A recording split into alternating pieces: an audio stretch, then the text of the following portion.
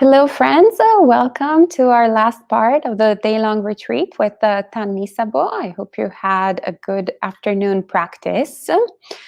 Hello to Elaine, Nadine, Chris, and Geeta. Welcome, everyone. And hello to Kumu as well.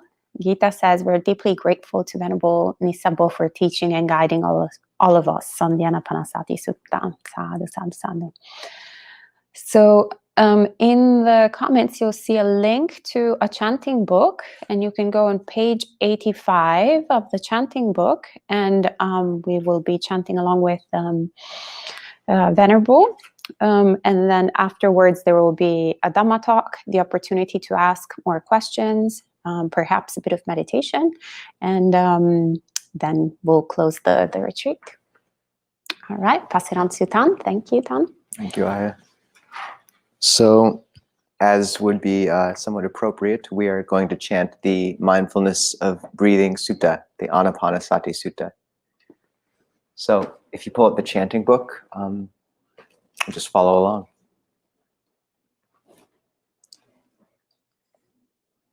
Andamayam Ānāpānasati Sutta patang banamase.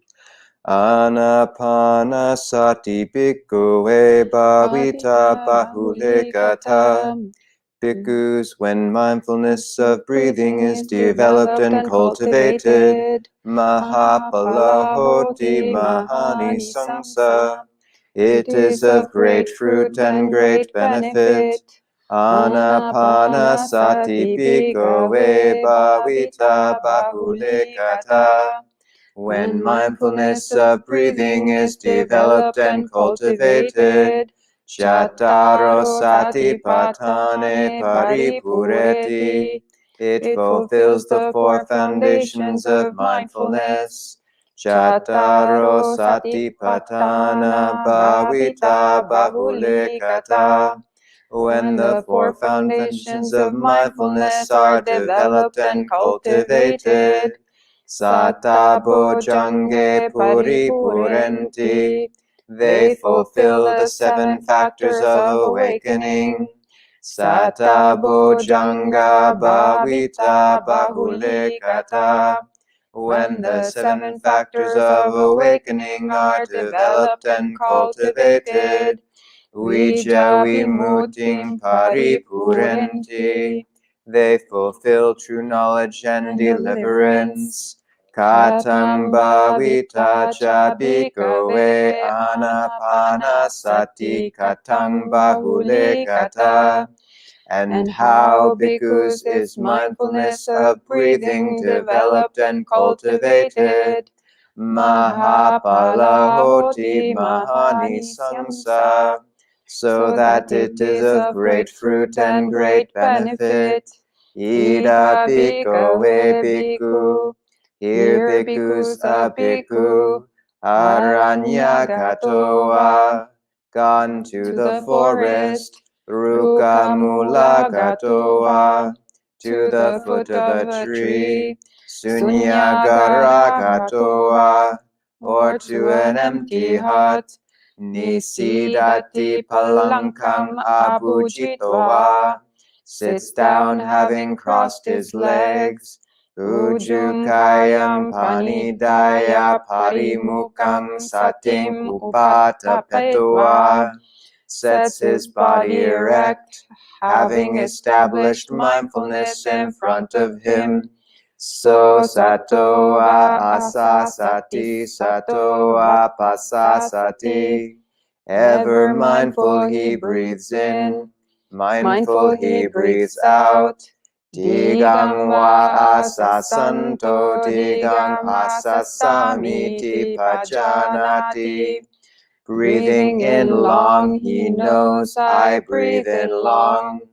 Digang wa pasasanto, digang pasasamiti pajanati. Breathing out long, he knows I breathe out long. Rasam wa asasanto, rasam asasamiti pajanati. Breathing in short, he knows I breathe in short. Rasam va passasanto rasam passasamiti pajanati. Breathing out short, he knows I breathe out short. Sabakaya patisangvedi asasi samiti sikati. He trains thus, I shall breathe in, experiencing the whole body. Sabakaya patisangvedi pasasi samiti sikati. He trains thus, I shall breathe out, experiencing the whole body.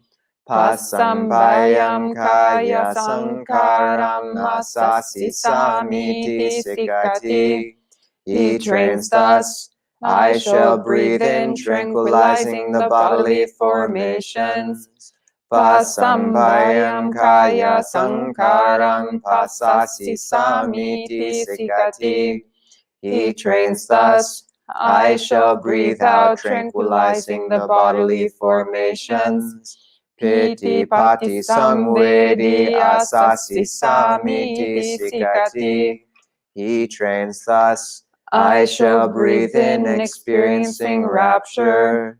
Piti pati samvedi pasasi samiti sikati. He trains thus, I shall breathe out, experiencing rapture. Sukha pati samvedi asasi samiti sikati. He trains thus, I shall breathe in, experiencing pleasure. Sukha pati samvedi pasasi samiti sikati. He trains thus, I shall breathe out, experiencing pleasure. Chitta sankara pati samvedi asasi samiti sikati. He trains thus, I shall breathe in, experiencing the mental formations. Chitta sankara pati samvedi pasasi samiti sikati. He trains thus, I shall breathe out, experiencing the mental formations. Pasambayam chitta sankaram asasi samiti sikati. He trains thus, I shall breathe in, tranquilizing the mental formations. Pasambayam chitta sankaram pasasi samiti sikati.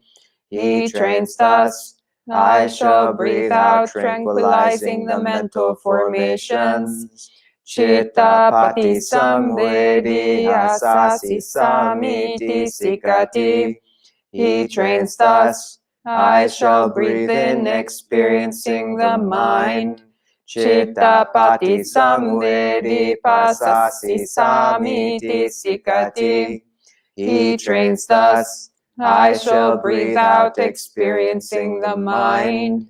Abhipamodayam chittam asasi samiti sikati.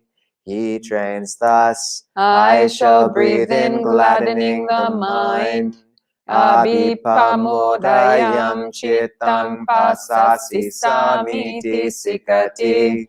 He trains thus, I shall breathe out, gladdening the mind.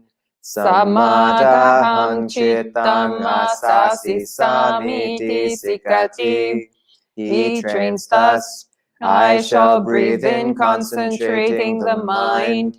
Samadaham chittam pasasi samiti sikati. He trains thus, I shall breathe out, concentrating the mind. Vimochayam chittam asasi samiti sikati. He trains thus, I shall breathe in, liberating the mind. Vimochayam chittam pasasi samiti sikati. He trains thus, I shall breathe out, liberating the mind. Aniccanupasi asasi samiti sikati. He trains thus, I shall breathe in, contemplating impermanence. Anicca passasi samiti sikati. He trains thus, I shall breathe out contemplating impermanence. Viraga asasi samiti sikati. He trains thus, I shall breathe in contemplating the fading away of passions. Viraga passasi samiti sikati. He trains thus, I shall breathe out contemplating the fading away of passions. Nirodhanupasi asasi samiti sikati. He trains thus, I shall breathe in contemplating cessation. Nirodhanupasi passasi samiti sikati. He trains thus, I shall breathe out contemplating cessation. Patinissaganupasi asasi samiti sikati. He trains thus, I shall breathe in contemplating relinquishment. Patinissaganupasi passasi samiti sikati. He trains thus, I shall breathe out contemplating relinquishment. Evam bhavita ko bhikkhave ānāpānasati evam bahulikata. Because that is how mindfulness of breathing is developed and cultivated. Mahapalahoti mahanisamsati. So that it is of great fruit and great benefit.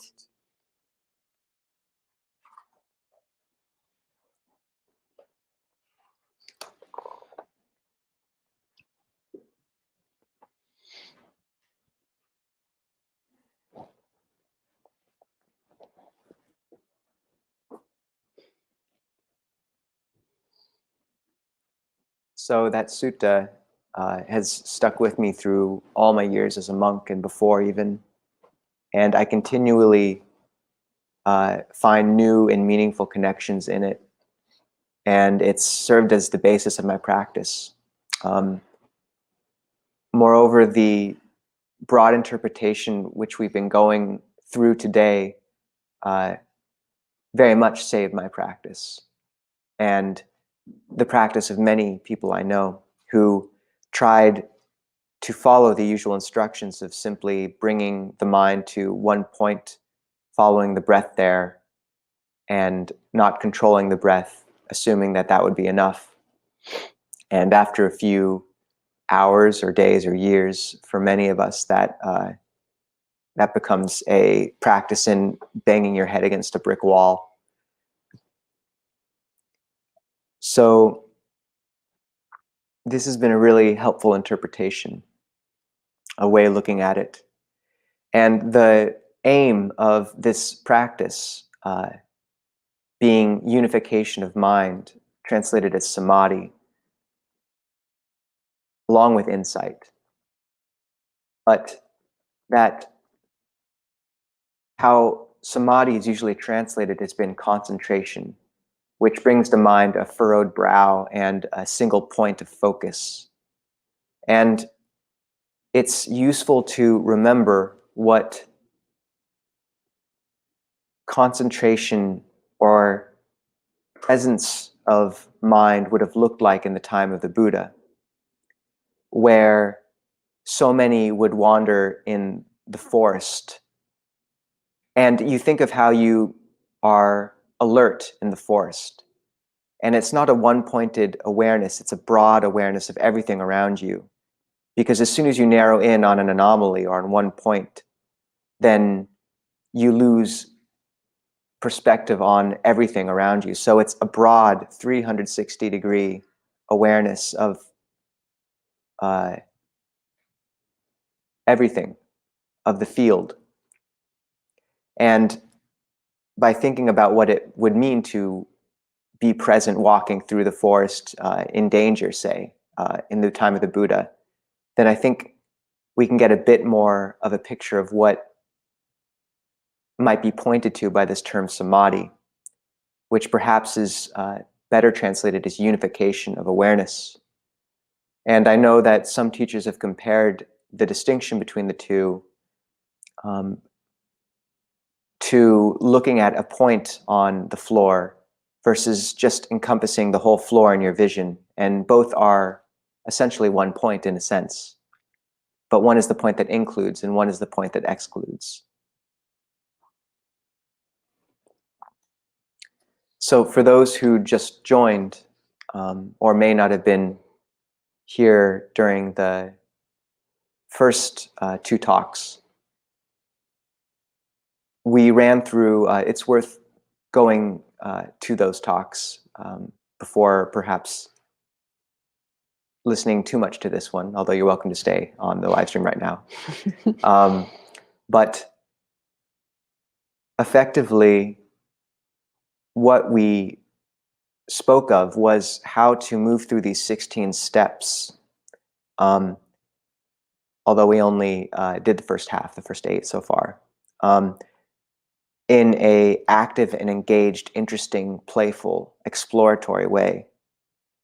The key being the third step of becoming sensitive to the whole body, and how at that point one begins to cultivate a broad awareness of the body, not just of the breath at the tip of the nose, but rather a full-bodied awareness. And just briefly again, by one effective and very simple means of doing so being to divide the body into 3 chambers, up from the head, the torso, and the lower regions around the belly button.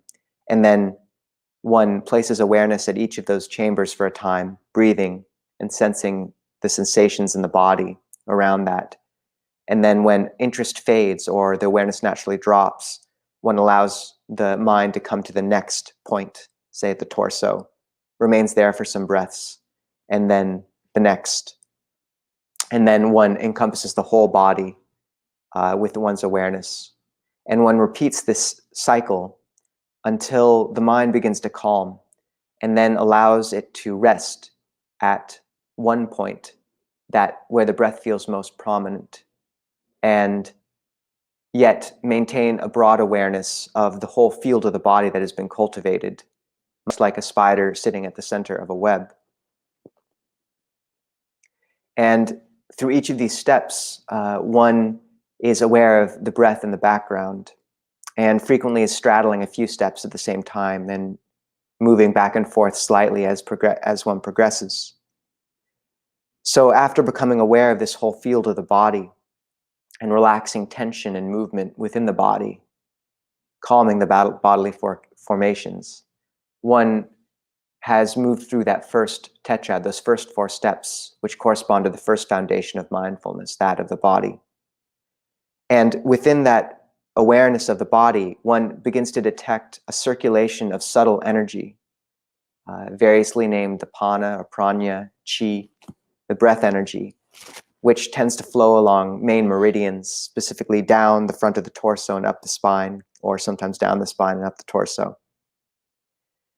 And this energy is extremely nourishing and feeds and soaks and pervades those parts of the body which may have been dry, and reacquaints us with our somatic sense and with the intuitive awareness that resides there, and with the traumas that have been contained there, and with a vast realm of experience which modern people trapped in their heads are completely alienated from. And the Buddha spoke of this circulating energy, at least in this interpretation of the Ānāpānasati Sutta, as a polyterm named piti, which P-I-T-I, which can be translated as, is translated frequently as rapture, but is perhaps better translated, in my view, as refreshment, being etymologically related to the word for to drink. And it has this sensation of refreshing and nourishing all the parts of the body which have been dry and starved. So one uses visualizations to or can use these to really knead and pervade the body with this sense of rapture, of refreshment.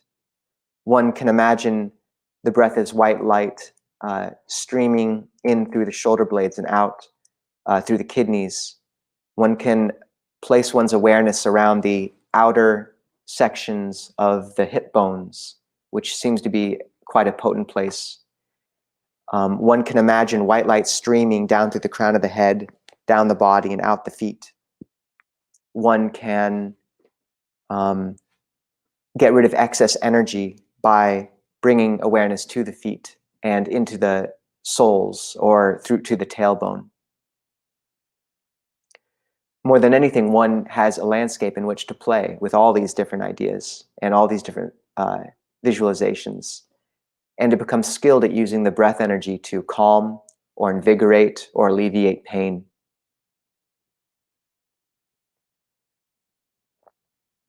And once one has done this, then this sense of rapture becomes natural, and one simply can rest in this wide awareness of the body, still maintaining specific focus, generally on one point, say the nose. And one detects this circulating of the energy and steady nourishing of the body.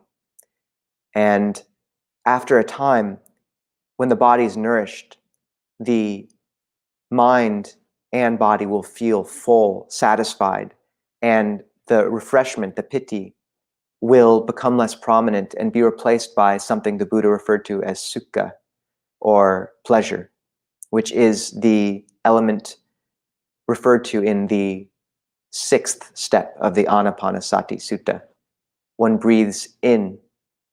One trains thus: I will breathe in sensitive to pleasure, to sukha. One trains thus: I will breathe out sensitive to pleasure, to sukha. And how this manifests frequently is just a sense of still, satisfied fullness of the body. A fullness like we may not have experienced for many, many years or ever, not realizing that we were so starved for it. And at this point, it's as if that circling of the breath energy around the body has produced a static field, much like a circling of electricity produces a static magnetic field as an emergent quality.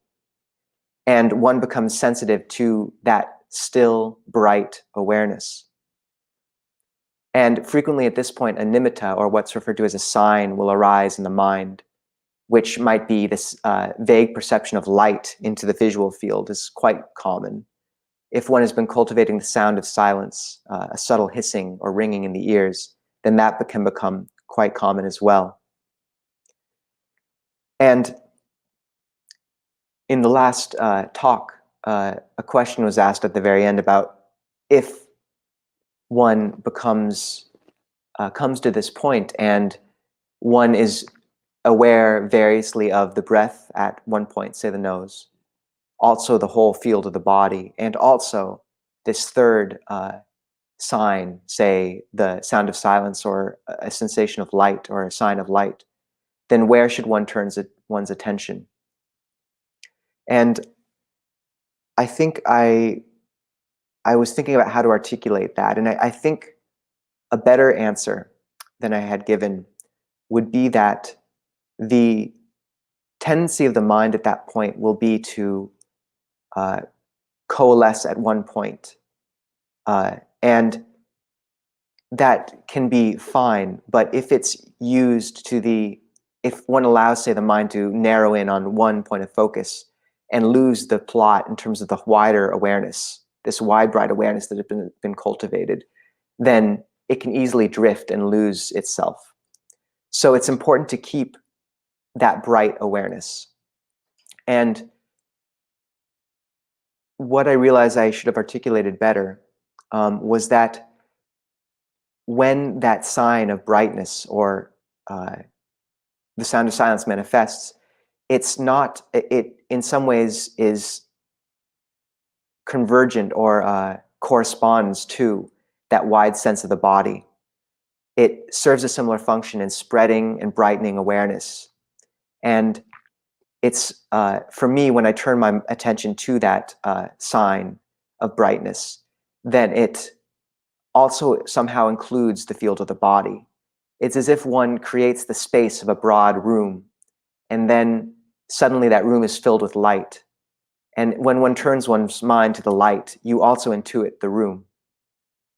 So I'd say that turning one's attention to that emergent sign is good, and realizing that in doing that, one also will have a sense of the body, and should also, as with every step, maintain the sensation of the breath in the background. And sometimes the mind will narrow down, it'll grow tired of that and narrow down quickly to that one nexus point, say at the tip of the nose, and allowing it to do that if it's truly interested. But then it may oscillate between the two. But what one is, until they merge, and what one is aiming for is to have both the breath continuously aware, and at the same time, this broad awareness.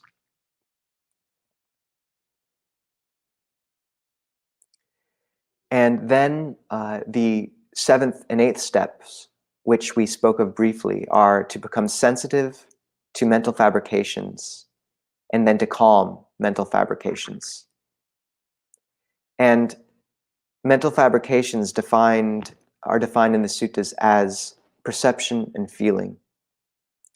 And my sense of these two steps is that when one cultivates this broad and bright canvas of the field of awareness, then the play of thought and image on that field or canvas becomes perceptible.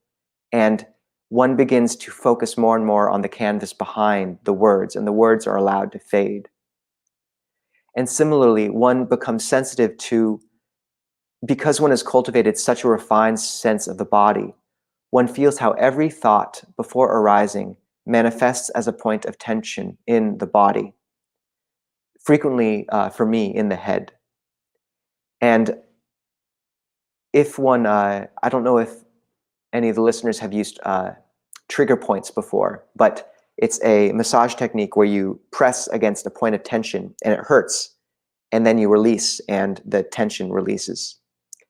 And similarly, I find that on this broad canvas of the mind, when one of these knots arises, allowing the mind to go to it as it will naturally want to, clench around it and then release, will allow the awareness to drop back into the full-bodied awareness.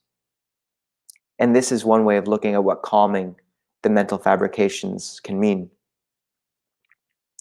It can also mean the fact that at this point the mind will be so subtle that keeping all of these visualizations and even the concept or residual echo of the idea of this body and this space and this concept of the body will be too much. It's a perception. And so allowing that all to go and just maintaining a continuous, clear awareness on the field and the breath.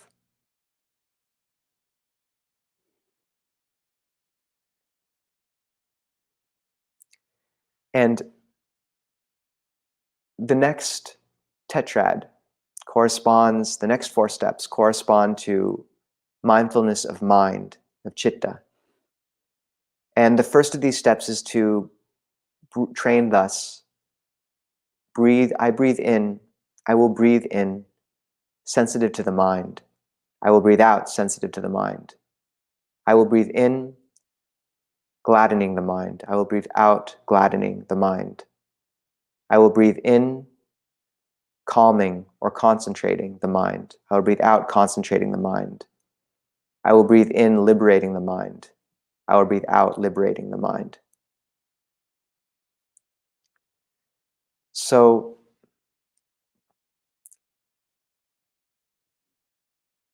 here, this broad and bright awareness, the canvas cleared of all the paint and residual words and concepts which have so often cluttered it, is clean, pure, and available in awareness. And one has become sensitive to it. And when that's the case, the next step of gladdening it is interesting because it can be very disorienting to suddenly find oneself bereft of all the usual concepts and thoughts which orient one. We tend to create our mental landscape as a way of orienting ourselves in it. So suddenly when all these perceptions and feelings have faded, it can be a panic-inducing state. The breath will also become very subtle. So what can help is dropping in a perception of brightness to that canvas. So a word of metta, or a perception of light or love.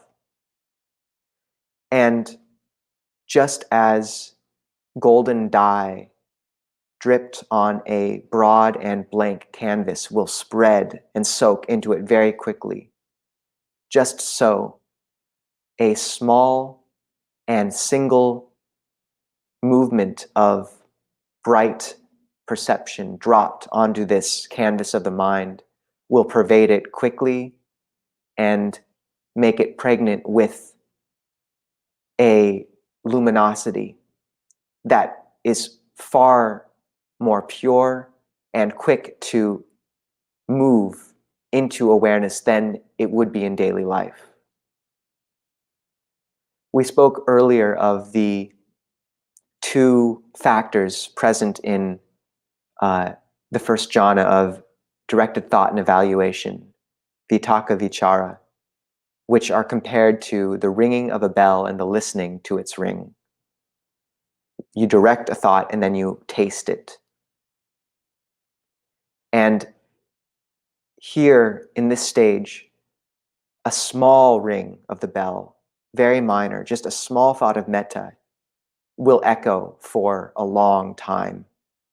The space has been cleared. The bell has been, the cotton that stuffed the bell has been removed, and a small tap on it will ring and ring and ring. And then what seemed an empty canvas, disorienting in its barrenness, suddenly becomes a doorway for light.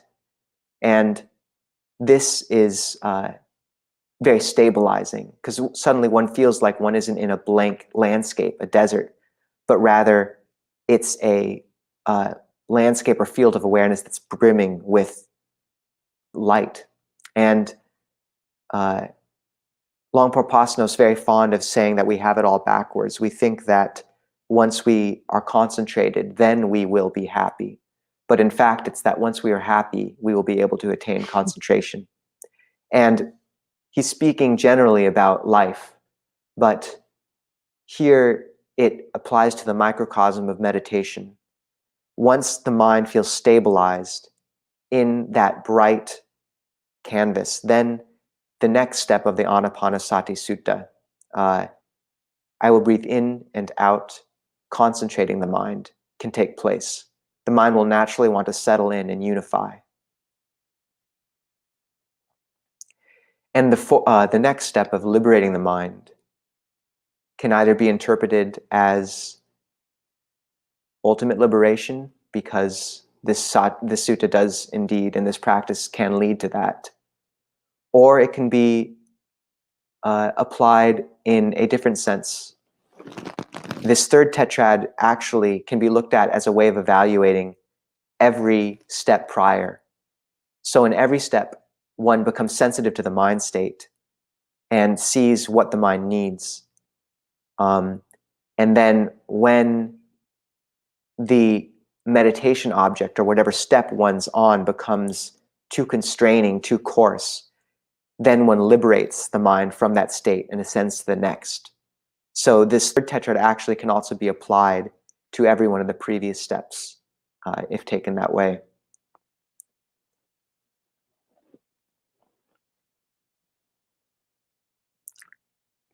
And the fourth tetrad, which corresponds to mindfulness of Dhammas, or Dhamma categories. Generally, this fourth foundation of mindfulness includes, at least in comparative translations, it's been parsed down to the 5 hindrances to meditation and concentration, and the 7 factors of awakening, qualities of the bright and liberated mind. And in the Ānāpānasati Sutta, these 4 steps are articulated as follows. I breathe in and out, contemplating impermanence. I will breathe in and out, contemplating cessation. I will breathe in and out, contemplating relinquishment. I think I missed one. Which one did I miss? Dispassion. That's the one after impermanence, right? I missed number 2. Sorry. This is the 15-step Ānāpānasati Sutta. In the words of Bhante Sudaso, 8/9 of a cat. So I will breathe in and out, contemplating impermanence. I will breathe in and out, contemplating dispassion. I will breathe in and out, contemplating cessation. I will breathe in and out, contemplating relinquishment. And this can be looked at in a few ways as well. One is that when the mind's concentrated, one can look at anything in one's experience and see it clearly for perhaps the first time. When the mind is still, it's as if the train has stopped and one can look out at the landscape and see it clearly for the first time. Samatha and vipassana, concentration and insight, might be in some ways more simply understood as just stop and look. So if one has managed to stop through this sutta, then one can look at anything in one's life, whether it be the body or attachments or the sense of self, and see it clearly in many ways. And this tends to lead to a dispassion with those elements which have so infatuated us. And I think additionally, when one is calm, then everything that arises in the mind can be subjected to this same scrutiny. So Bhante Analayo has an amazing analogy where he says it's like you're looking at a freeway and the cars are passing, and this is contemplating impermanence. You see them come and go. And then the next step, contemplating dispassion, is you become dispassionate towards those cars and turn your head slightly to the right. And then the next step of contemplating cessation is that now, having turned your head slightly to the right, you only see the cars disappearing out of awareness, but you aren't so much focused on their coming into being anymore, just their fading. Because we tend to be so caught with new things arising that we forget to look at their going. And when one sees how things pass again and again, then one becomes dispassionate towards them, because their impermanence and transitory nature are understood at a deep level.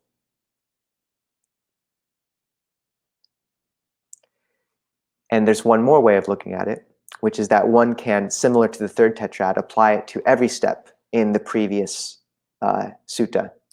So in every one of those steps, one sees the impermanence of whatever the object is. One sees its fading, its coarseness, and becomes dispassionate towards it, moving to the next. And one can see how this whole progression, this ladder of the Ānāpānasati Sutta, moves through to increasingly stable states from more and more impermanent ones. So it starts with the in and out breathing, which is extremely dynamic and impermanent. And then one moves to a field of the whole body, which is significantly more stable. And then to a sense of a static brightness in the mind, still bright awareness, which is even more stable. So in each of these cases, one is perceiving the coarseness and the changeability of lower rungs of the ladder, and letting go of each of those, becoming disenchanted with them, one reaches to the next. So both the 3rd and the 4th tetrad can be looked at ways of circling back and applying one's awareness to each of the earlier steps.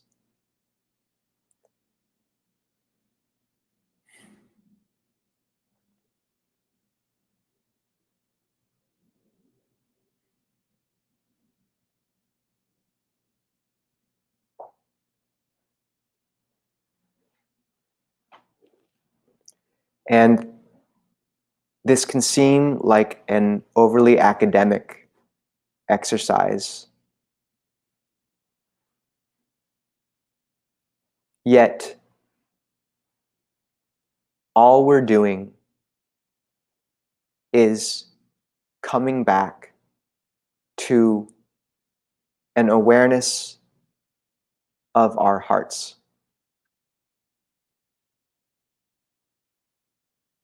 The heart lives, or the chitta,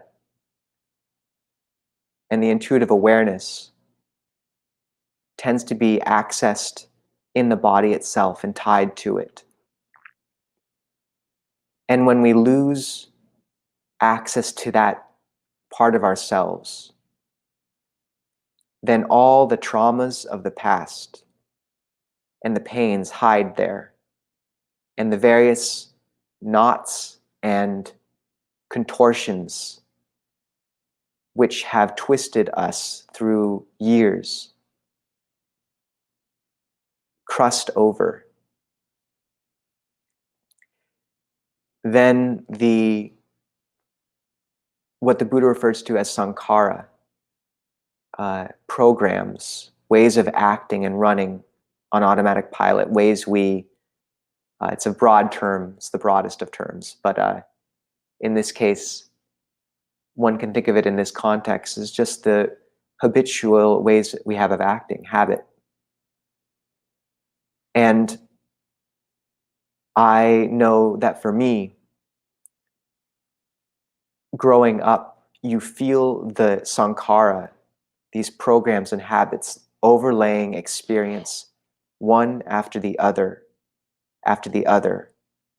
year after year, until it feels like you're living life through a pane of plexiglass, and everything is numb. And whatever freshness you knew as a child has fled. And this is the fall from grace of humanity, encoded in story again and again.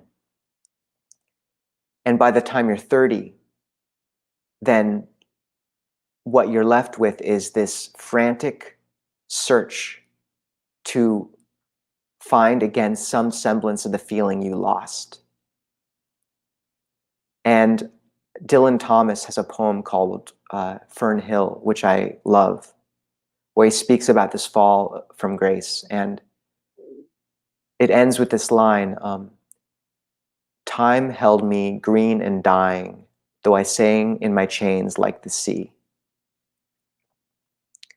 And when one accesses again these deeper energies, this freshness, which we've lost, then this crust over experience has a chance to fade and be washed away, and one can again taste the beauty behind life. And one also gains access to the quieter and better voices of one's nature, because the spirit and intuition, whatever you want to call it, the chitta, speaks sometimes in the voice of a lion, but much more often in the voice of a deer, if deers had voices. Or rather, it comes as the shape of a deer, and it's a shy creature.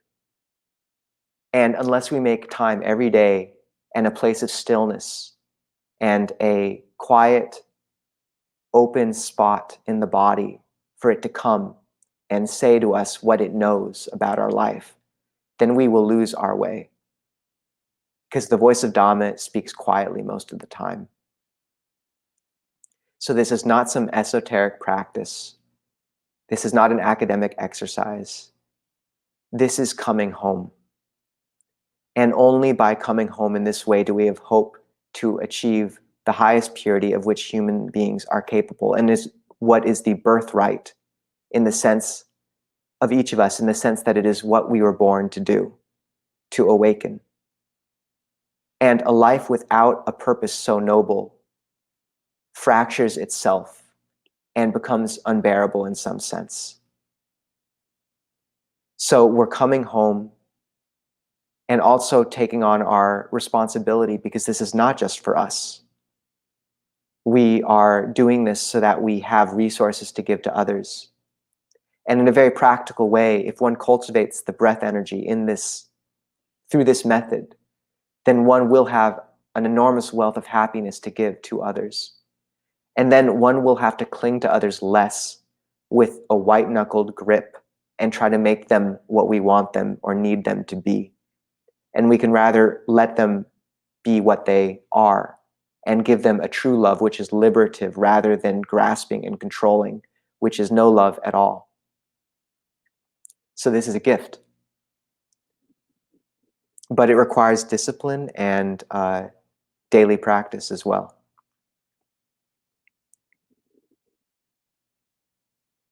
And when one gains a sense of this quiet voice, then the path through life becomes increasingly clear.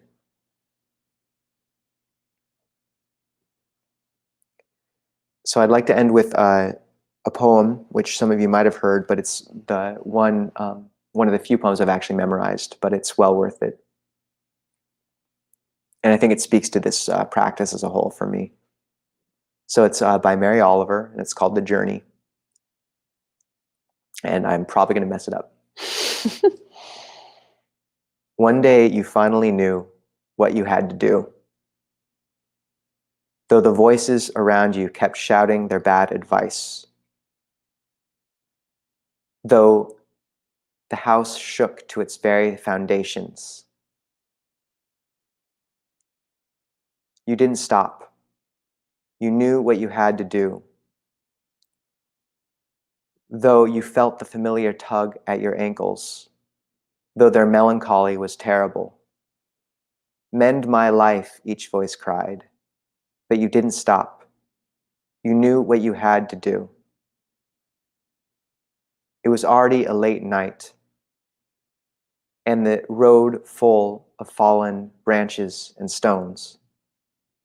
But slowly, as you left their voices behind, the stars began to burn through the sheets of clouds, and there was a new voice, which you slowly recognized as your own, that kept you company, as you strode deeper and deeper into the world, determined to do the only thing you could do, determined to save the only life you could save.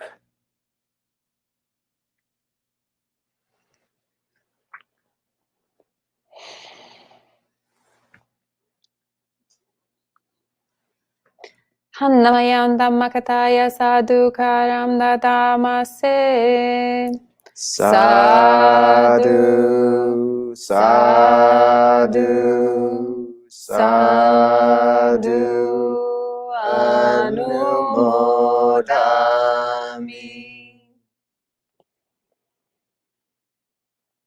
Thank you very much, Tan, for sharing words of Dhamma. And thank you all, friends, for practicing together today. Hello to some other friends who have joined us in the meanwhile and said hello. Anita, Edward, etc. Denise says, after a while, speaking of the chanting, she said, after a while there, I naturally chanted, she trains thus. Sadhu, we could work with that, actually. We could alter that. Yeah, or they trained us. Yeah, the masculine, how is it called? Grammatical masculine that is normally translated in English just sounds like only the boys should train that way. But in this sutta, it's not even the grammatical masculine. It's literally gender neutral. Yeah, yeah. So they added he when there is no he in the text. Fun facts, actually. Thank you, Bhante, for sharing that. But I've learned recently that man actually used to be the gender neutral in English for humans, and because hey man or something like that. Yep. Here it was male and whoa, way man, something was woman, but then it defaulted to man. But anyway, very skillful means, Denise, to whatever works so that everybody practices regardless of their body. And hello to Nancy as well. And Chris asks, what is the differentiation between cessation and relinquishment? I think that contemplating cessation is more seeing how something fades, and seeing its passing away. Frequently we look to, we get fixated on things coming into being and forget those things that are fading away, and we're constantly searching for the next.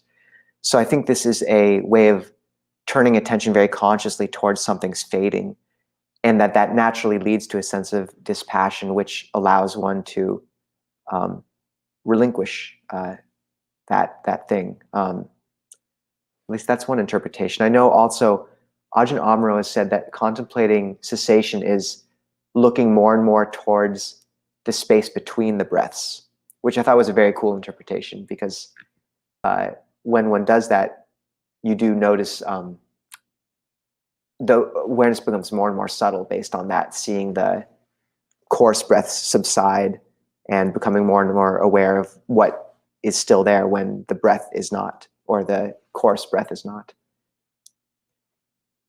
Great, thank you. And Jens asks, Venerables, with respect, is it possible to have another retreat which covers the remaining steps of the sutta and instructions? I think we had that, but there's also going to be Bhante does in a couple of days, so you can rehear the entire... Which is worth rehearing, yes. And Bhante Siddhasa will have a perspective far more informed by Polly than my own, and so it's well worth it. But we did make it through all 16, which surprised me. Yep. Or 15, and then back to 16 eventually. But yeah, they might be the same actually retreat in 3 days. Or maybe it will be different, we'll see.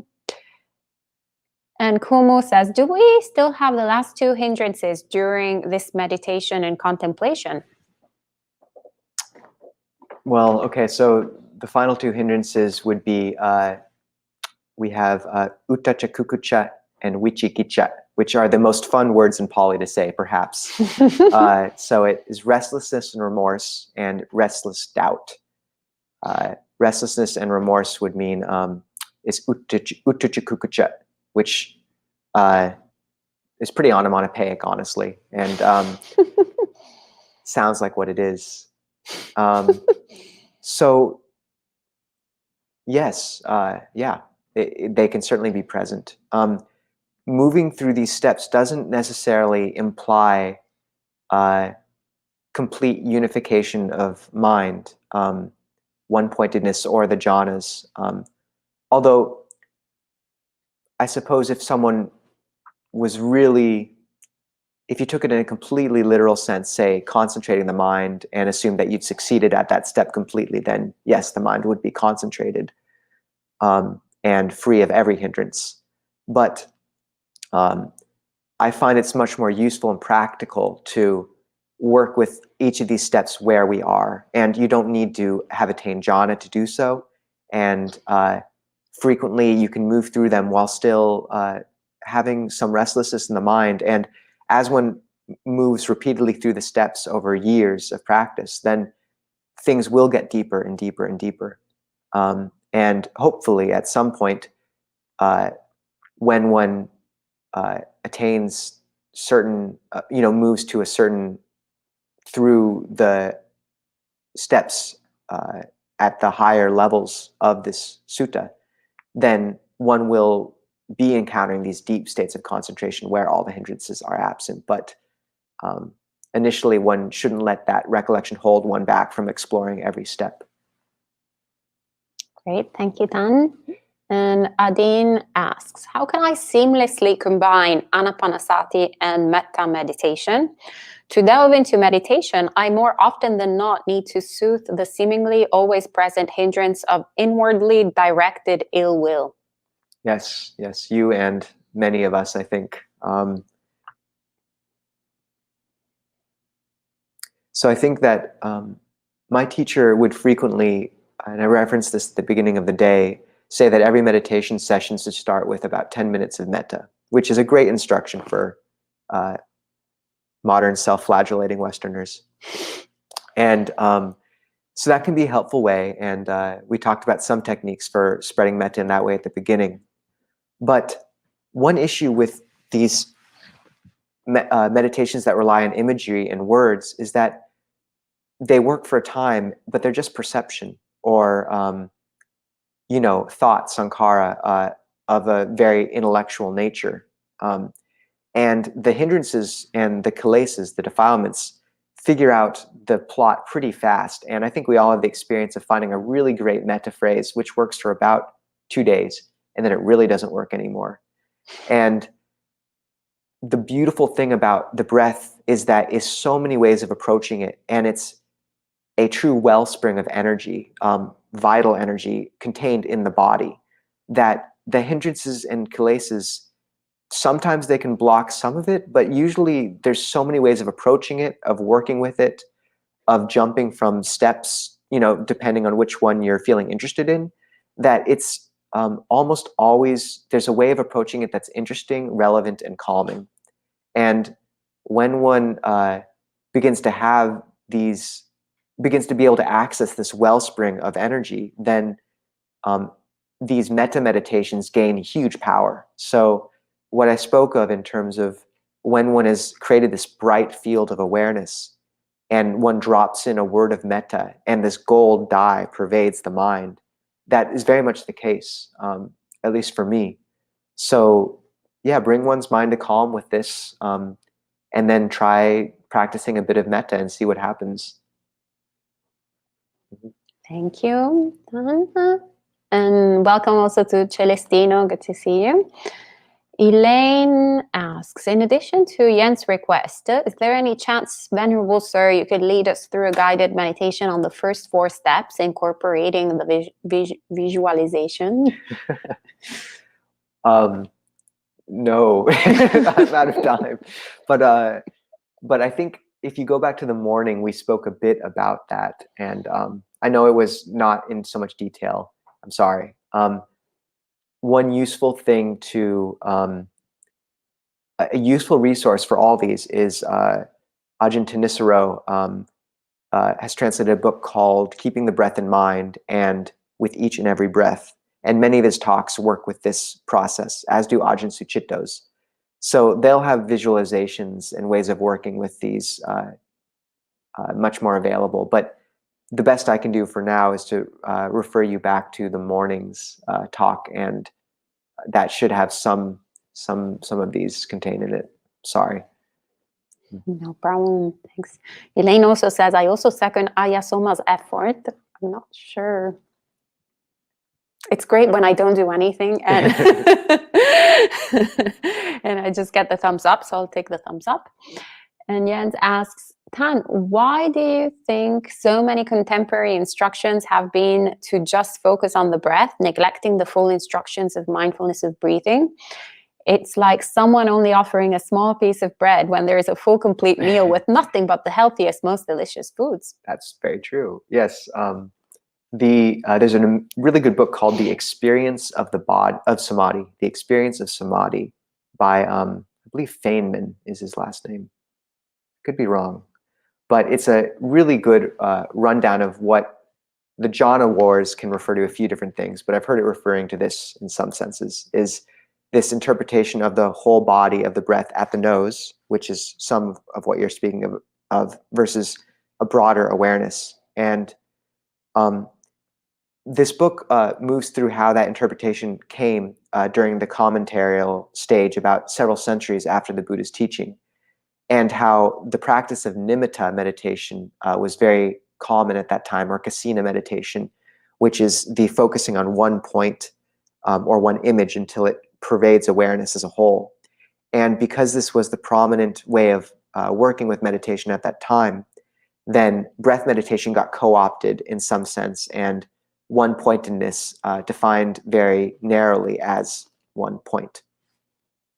And I think this is exacerbated by the fact that not exacerbated, I think for many people in recent centuries it worked. If you're a peasant or a farmer in northeastern Thailand a century ago who spends days working in the fields and weaving baskets, your concentration is very good naturally. And these techniques of coming just to one point immediately work. So you have many teachers who have attained through this, and you have modern meditators who this does work for. So if it does for you, that's great. But for modern people, educated, I find for many, it just doesn't. And this recent scholarship by Bhante Analayo, by Ajahn Sucitto, by Ajahn Jeff, etc., really pointing to this broader sense or interpretation of the whole body as the whole body, I find just it's very helpful. But yeah, I think people just didn't know better. And not that that technique does work for some people, but I'm very grateful for this new wave of how to look at the sutta. It certainly helped me. Thank you. And lots of appreciation from Michael, Etienne, and other friends. Hello to Putrika, who says good morning. I think she's in Sri Lanka. So Gita, very happy. Chris asks, Venerable Nisabho, how much seated practice do you do a day on average, not including rains, other retreat time? This is kind of off topic, so maybe it's good for monk chat, unless Venerable Nisabho wants to. No, that's, I would say that I use, I was referencing cold showers and Qigong. I do use those more frequently than you would think. Yeah, I find that the sort of pure arithmetic of how many hours I was sitting made me pretty miserable. Just trying to rack up the hours didn't actually help. And actually working with these energies in a more active way really did. You might be able to tell when I'm kind of an active character. So yeah, I find that bringing in other elements to practice to drop awareness is really essential. I can sit for a long time with not having prepared the mind, and it does very little. But if I have done some Qigong, if I've done a bit of exercise, if I've taken a cold shower, then when I sit, it's calm very quickly. So I think aiming for a grace of movement is perhaps a better way of looking at things than just stillness, at least for me. So, Thank you. And Kumu says, do we still have the last two hindrances when we contemplate, pay attention to on long breath, short breath, as we still use the mind? This might have harkened back to the other question as well. Yes, I would say you can have the hindrances then. Yeah. I don't know if you necessarily have to. I think you probably could be fairly concentrated doing that. So maybe you could have no hindrances and still be engaging in those first two steps. But yes, I am experiencing the fifth hindrance of skeptical doubt with regard to this question. I'm sorry.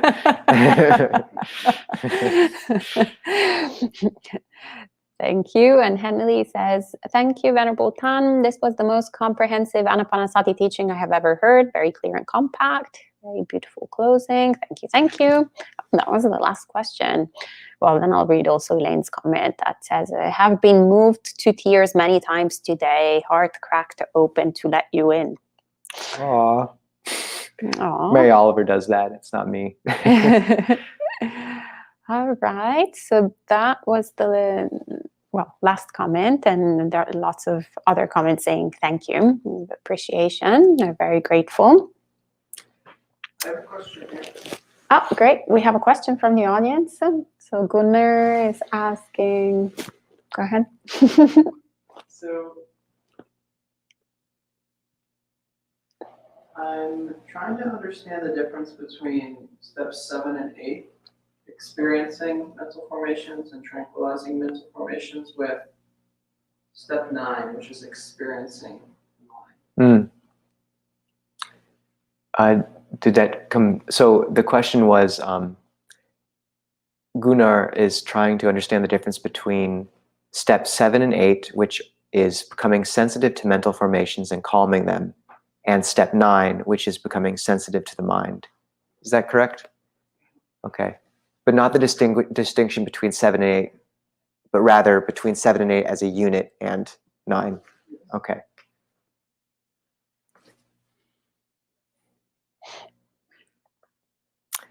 For me, 7 and 8,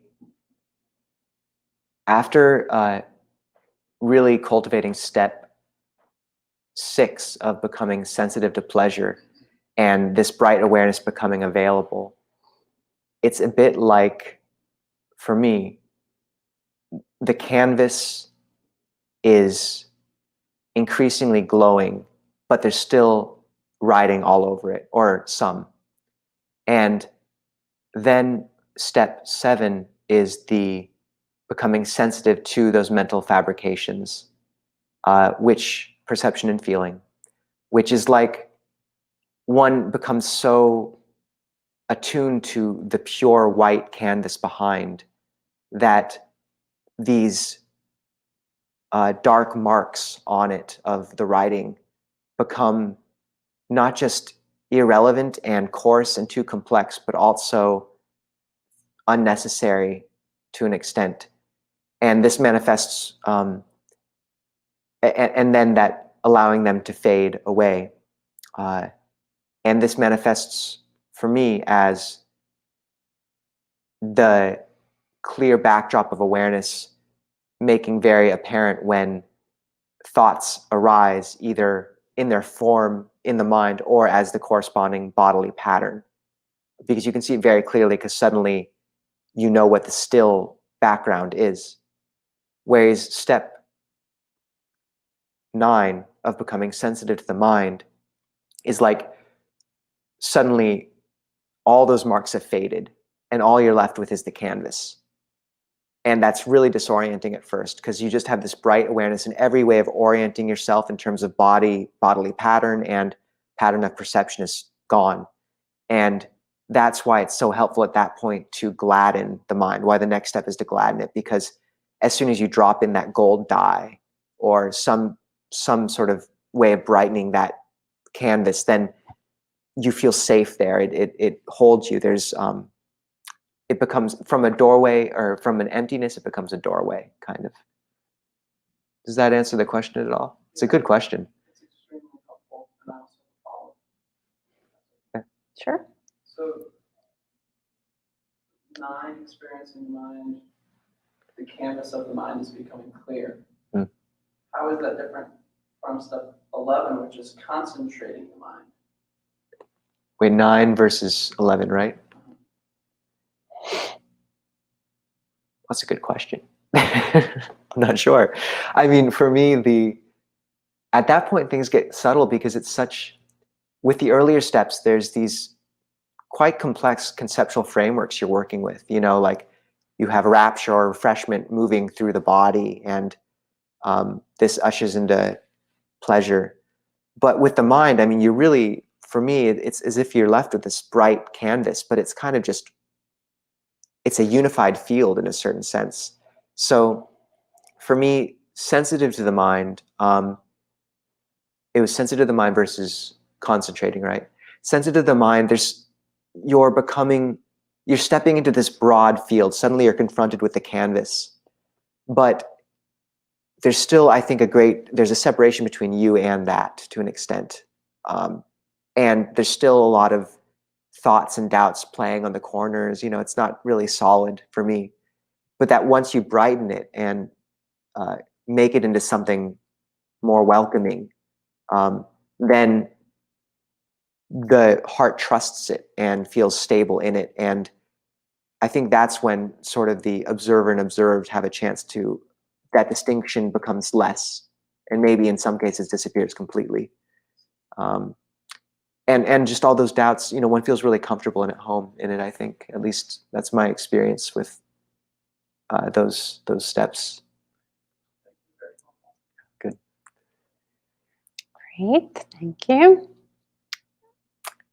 And I think that's it. Yes, unless someone else has another question. I guess I have one more. Great, yeah. Gunnar, go ahead. So,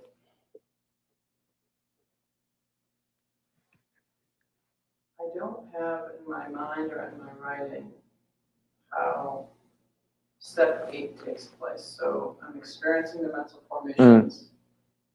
I'm sort of with the canvas, and I'm also with the writing on the canvas. Mm-hmm. And then how does that awareness alone then lead to tranquilization? So the question is, Gunnar is wondering how step 8 occurs, basically, which is calming mental fabrication after one has become sensitive to them, to the mental fabrications, and wondering if it's as if, yes, we're in that spot where we have the canvas and the writing on it, and then do the letters just fade of their own accord?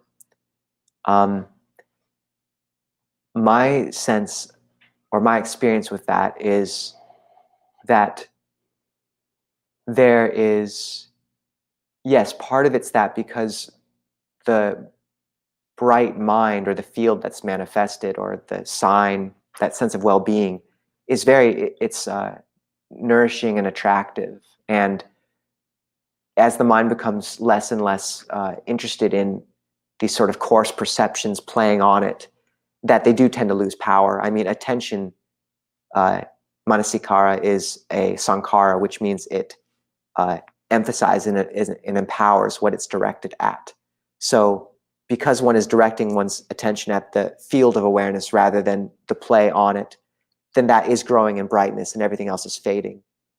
But I also find that working with that, there's several other means. One is really seeing how these thoughts and perceptions, these mental sankhara, manifest in the body. And really, for me, it is in the head generally.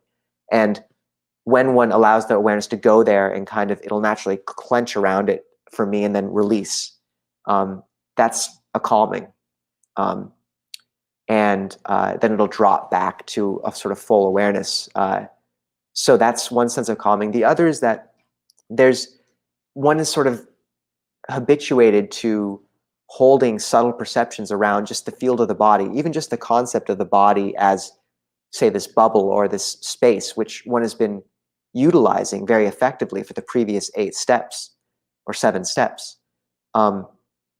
It sort of is still there in the subconscious and taking up room, and one sort of has to realize that one is still holding that, and just you can let it go and then just rest in the sensation of, say, the breath or of this bright awareness, without holding these conceptual models which one has been using effectively up to that point. But that can be a bit, it takes a bit of nimbleness or experience, because you don't always realize that you are even holding these until you sort of do become more attuned to that canvas, I suppose. That makes sense. Yeah. I think we are running out of time, but I wanted to once again thank Empty Cloud, and just I think you have a really everyone on this live stream is very lucky to have this resource of this monastery and all the work they do to bring the Dhamma to everyone here. So it's a real blessing, and I know in the time of pandemic it's not quite the same as all meeting in one spot, but I think as practitioners we have immense resources even in this time of pandemic and polemic, and it's very I think deserves to be rejoiced in that Empty Cloud is doing this and providing Dhamma for so many. So thank you, Bhante Sudaso. Thank you, Ayasoma, for everything, and the whole community, really. And thank you for everything. And if anyone lives in Seattle, I'll be there in July, so feel free to stop in. clearmountainmonastery.org is how you can find me. And Great. I'll be shivering somewhere, so yeah. And I had already posted that on the comments, Okay. so great. Just to reiterate that, Tan is actually looking to open a monastery in the West Coast. For all of you friends who always ask us, where can I go in the West Coast? Well, you'll soon be able to go to Clear Mountain Monastery. So there is the link in the comment section, and you can get in touch with Tan directly. So thank you very much for everything, Tan Nisabho, and thank you all for joining us today for this day-long retreat. Venerable will also be sharing Dhamma this week and the next week, actually. So you'll have lots of opportunities to still see him at Empty Cloud Monastery with this background. And this is a week dedicated to mindfulness of breathing. So we'll have Tan Nisabho focusing the Sutta study this upcoming week on the subject matter, and the Venerable Nisabho will also share other thoughts and different practices, experiences from his studies during the evening talks. And then on Friday evening, as usual, there will be monk chat, and if everything goes according to plan, we will have also another Venerable Suvijana Bhikkhuni. So keep in touch, and see you soon. We can end the day with 3 sadhus. Sadhu, sadhu, sadhu.